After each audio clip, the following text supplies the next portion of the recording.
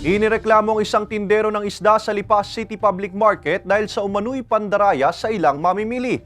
Pero ang naturang tindero itinanggi ang paratang. Narito ang report ni Denise Abante. Personal na dumulog at nakipag-usap sa pamunuan ng Lipa City Public Market ang tindero ng isdang si Feric. Siya ang itinuturo ng isang mamimili na nagbenta ng isdang kulang umano sa timbang. Yun ang doon mo, te. Kuya, timbang. Naka-video ka, te, ah. Hindi, timbang mo yan, te. Itimbang mo, tanggalin mo muna yan. Naka-video ka, kuya.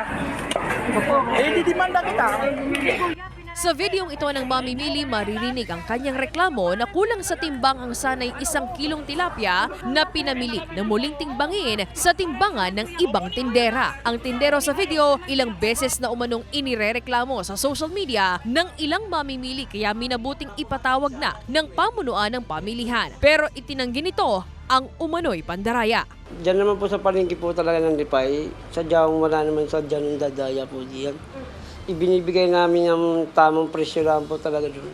Ipinahahanap na ng pamunuan ng palengke ang nagpost sa social media hinggil sa umano'y pandaraya sa kanya ng naturang tindero ng isda para mabigyang linaw ang isyu. Maghain po kayo ng formal na complaint dito sa aming tanggapan at agarang aksyon natin yan. But anyway, sinasabi nga po natin, iniimbestigahan po natin yan, pinag-aaralan kung may katotohanan po ba ang mga reklamo. Bagamat may ilang nagrereklamo, malaki naman daw ang tiwala ni Aling Emma sa mga suking niyang tindera ng isda. Payo niya sa kapwa niya mamimili.